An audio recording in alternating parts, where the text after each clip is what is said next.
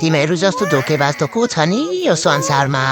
भन्ने बेलामा चाहिँ मेरो सानोलाई दुख्छ होला मेरो सानो रुन्छ होला ज्वरै आउँछ होला बिचरा मेरो सानोलाई दुखाइ म त लगाइदिन्न म त कान छेड्दिन्न पछि ठुलो भएपछि लगाउन मन पऱ्यो ऊ आफैले गरिहाल्छ नि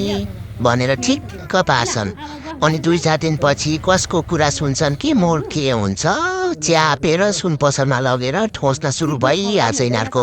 फेरि समात्ने तरिका हेर न यिनीहरूको छिप्पिएको हातले मलाई त न हात खुट्टा चलाउन दिन्छन् न मुन्टो बटार्न दिन्छन् अनि यो सुन पसलको मान्छे चाहिँ के भएको कलिलो छाला केही पनि हुँदैन दुख्दैन चिरिक्क गर्छ एकैछिनमा भइहाल्छ भनेर ठिक्क पार्छ हेर न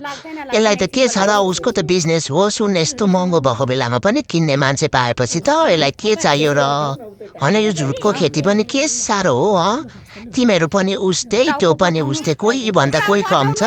लास्टमा रुने भनेको हामी मात्र हो हामीले त्यो झुन्ड्याएर न केही पाउँछौँ हामीलाई दुख्नु बाहेक केही हुँदैन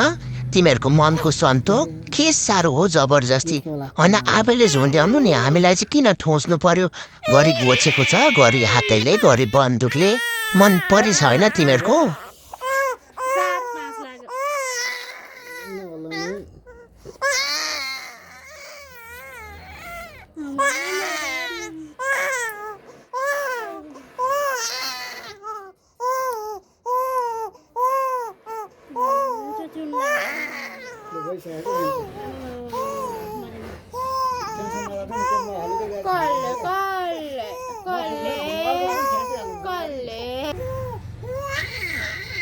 Aku हेर्नु न कान छुने बित्तिकै रुको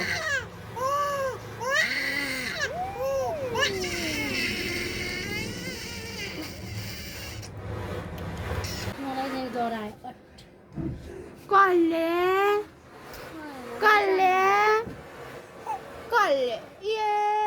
चुरा लगाइदिनुहुन्छ नि